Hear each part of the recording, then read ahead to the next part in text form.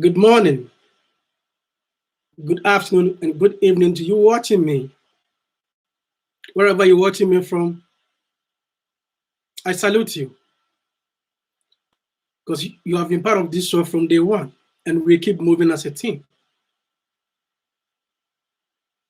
Still on this show, we offer you stimulating and challenging engagement on local and global politics, economy, travel, culture and social development, and scientific reports.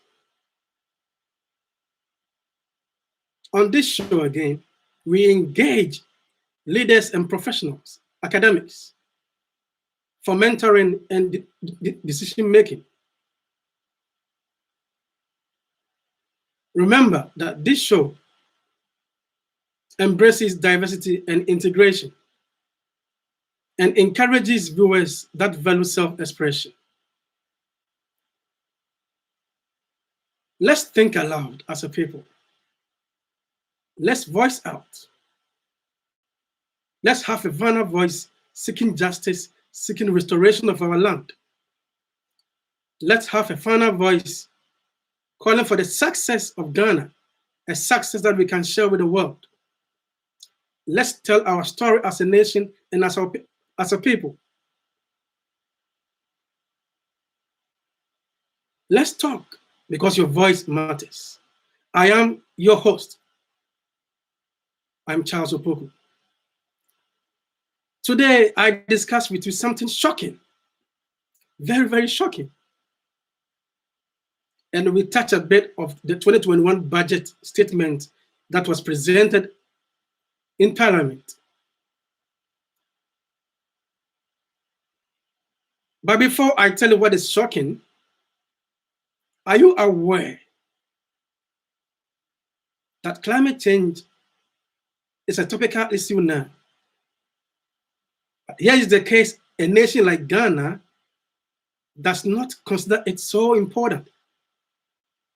And that is why a budget statement read in Parliament does not even mention climate change. Banks, financial institutions, social media, whatever you call it, are now advertising, they are campaigning on the need to combat climate change, to fight global climate change. And therefore, a nation like Ghana, the gateway to West Africa, cannot have a budget without mentioning climate change. Our budget, or the budget that was read in Parliament, was silent on climate change. But I show you something. These are scientific research papers.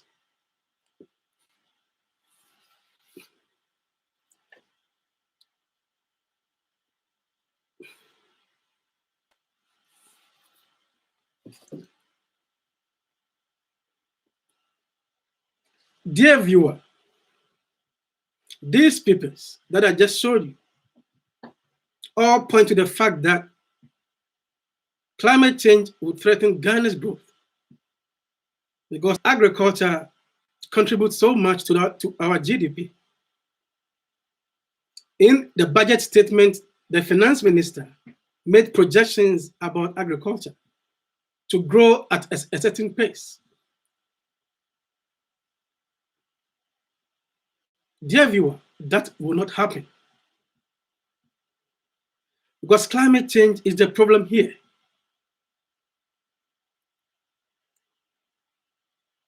These research papers will let you know that in the next 4 decades, Ghana's major export product, which is the cocoa, will not be the same cocoa that as you and I see today. The value of the cocoa that you and I have will be no more. The taste will change, and production may cease in Ghana just 40 years to come or 50 years to come. If Ghana does not find solution, if Ghana as a nation does not contribute to the global climate change program. If we remain silent as a nation on climate change, major export products like cocoa, like shea butter, will be no more. This is a fact. This is scientific research telling you that as a nation, we need to focus and also contribute to the global climate change program, making people aware the need to combat climate change. Check this heading. Show you this first. This was a report in Ghana.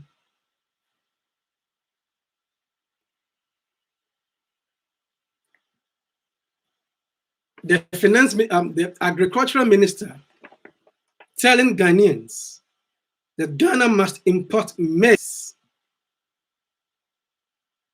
We are not exporting maize. We rather importing maize because of what? Droughts and diseases. What is causing the drought and diseases is climate change. So we cannot be ignorant as a nation. It's about time we raised our voices. It's about time we contributed as a nation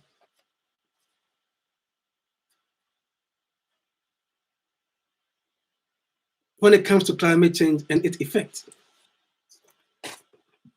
So these are the facts. Climate change is threatening production. So the cocoa you and I have today will be no more in the next 4 or 5 decades. Or the taste of the cocoa you and I have, the cocoa that we boast about, your chocolate, will be no more. The taste might not be the same. The shea butter, the maize, and what have you will be no more. Or the production of these things will reduce because we keep being ignorant as a nation. These are some of the things that a budget read in Parliament must focus on. A whole budget read in the 21st century cannot be silent on climate change.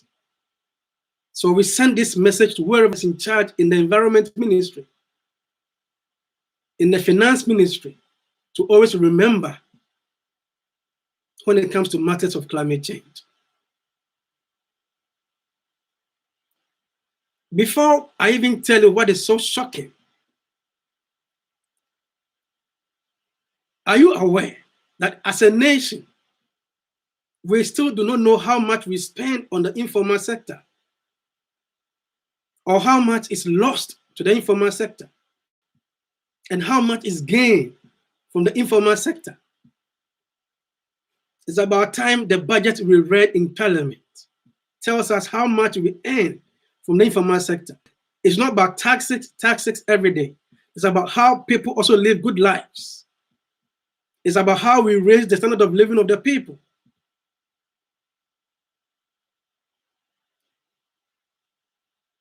How do we do these things? How do we raise the good standard of people? I mean, the standard of living of people. It's about how we focus on the informal sector because Ghana has a large informal sector, which you and I are aware. So once we remain ignorant of the informal sector and its contributions, or what we lose because of the informal economy, we keep complaining as a nation every day, every time. Dear viewer, are you also aware that every year, over $3 billion is unaccounted for? Yes, viewer, over $3 billion is unaccounted for in Ghana. A developing country like Ghana cannot account for $3 billion. We lose $3 billion to graft every year. We live in a country where we lose over $500 million to electric power producers without gaining any energy. They don't produce any energy for you and I. But we lose over $500 million to them because of contracts. This is the country that you and I live in as a nation. Check this report.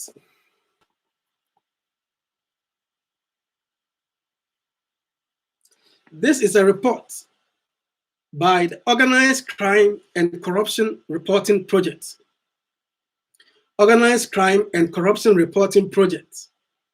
This report tells you that Ghana loses $3 billion to graft. We can't account for over $3 billion. World Bank is aware. IMF is aware. The very places we go for loans are aware of this menace. This is a menace. This keeps the people poor. The abject poverty is caused by this. A nation in West Africa loses over $3 billion to graft, and a budget statement is not telling us how we can curtail this. The budget that was read in Parliament cannot tell you and I how we can stop this menace. Over $3 billion lost to graft every year. This is the report. You can search for it. Yeah. So we keep showing you evidence and report and research as to what should be done as a nation moving forward. Dear viewer, let's think aloud about something here. In terms of land per capita, Lagos is bigger than Ghana. In terms of population, the population of Lagos and that of Ghana is not so much. The difference is not so much. Not so much a difference. But the GDP per capita of Lagos is higher than that of Ghana. Not entire Nigeria. Lagos. The GDP per capita of Lagos is higher than that of Ghana. But in terms of land per capita, Lagos is higher, and the population is not so much. Dear viewer, so I ask you, are we saying that when we give Lagos to our leaders, those in the helm of affairs, or those who were in the helm of affairs, can't they manage Lagos? Article 181 of the Constitution tells me that whichever loan that Ghana has gone for, or whatever loan that Ghana seeks, goes through Parliament. So are we saying that the president, the ministers, the parliamentarians, whoever is in charge, cannot manage Lagos? I mean, all these people. Because Lagos has a governor that manages Lagos till date, and they have a GDP per capita higher than Ghana. And like I said, the population of Lagos and Ghana, I mean, the difference is not so much. So what are our leaders doing as a nation? What do we tell our leaders? The reason we need to have a final voice, the reason that we need to have one common voice speaking to our leaders. Over $3 billion lost to graft each year, and we sit unconcerned. And we have people who go on radio defending what is improper. We keep arresting quack teachers. We keep arresting quack doctors. Dear viewer, the very day we arrest a quack economist, the very day you and I arrest a quack economist on a television station or radio station, that is the day that we are good to go as a nation. We are being made to believe that digit or figure 3 is higher than 5, or figure 2 is higher than 5 because of economics. That when $1 was equal to 2 cedis, that was not good. But when $1 is equal to 5 cedis or above 5 cedis, that is good. And you have economists that will go on radio and TV and tell you that because Kufuor's time, the dollar was fast depreciating, or because of Muhammad's reign or Atamil's reign, the dollar was fast depreciating.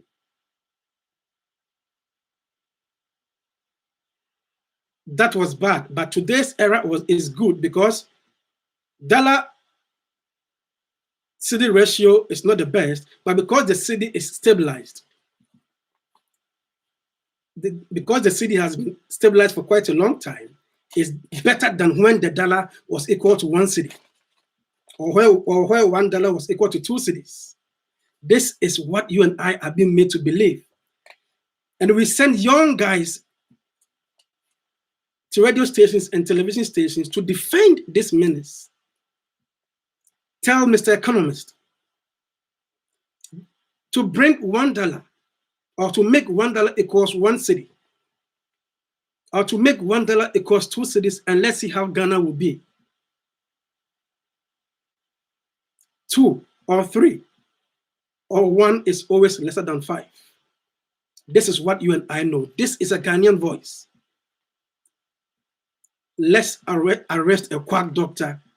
Let's arrest a quack economist and whoever is quack in Ghana. Let's drop these matters and let's move on and discuss what is very shocking, as I told you in the beginning of the show. Dear viewer, I'm about to tell you something shocking. Something that we have solution to, but you and I have remained ignorant as people. Are you aware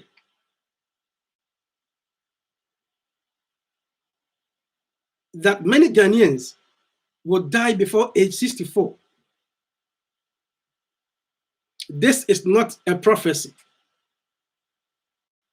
but your pastor is aware, your prophet is aware, your chief is aware, your economist is aware, your president of Ghana is aware, your ministers are aware, your parliamentarians are aware that many Ghanaians will die before age 64.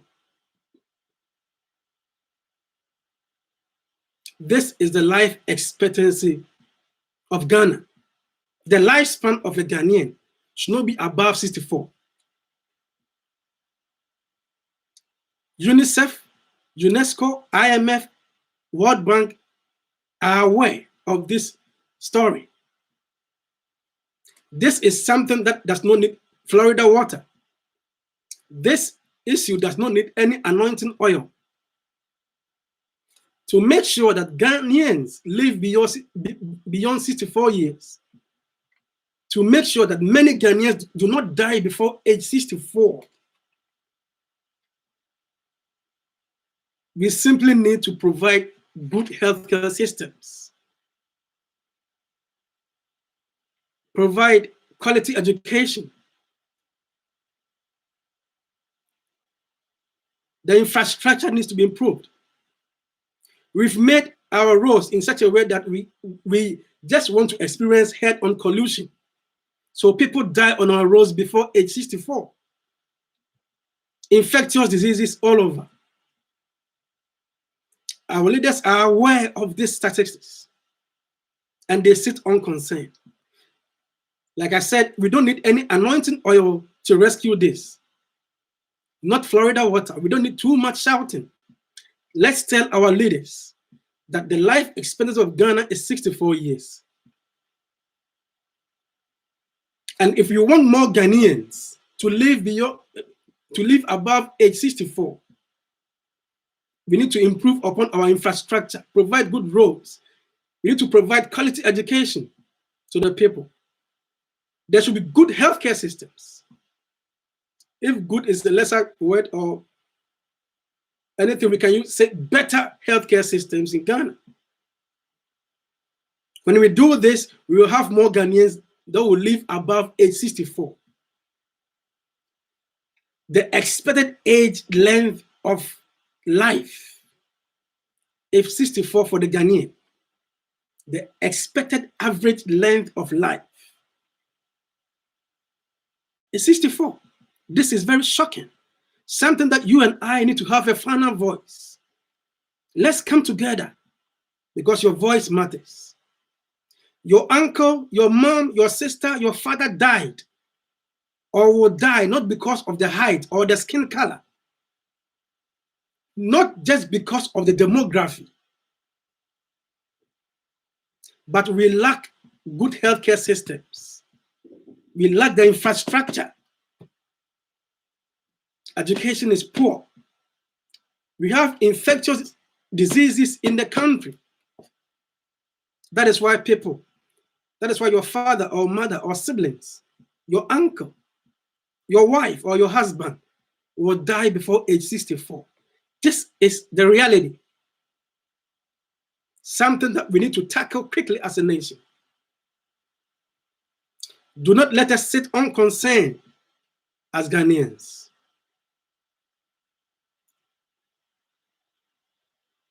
Let's rescue Ghana. Let's think aloud. Let's have a final voice. This is what we discussed with you today. Thank you for joining us today. Please remember to share, like this video, and leave your argument or comment in the comment section. And keep watching this show because your voice matters. Thank you for watching today.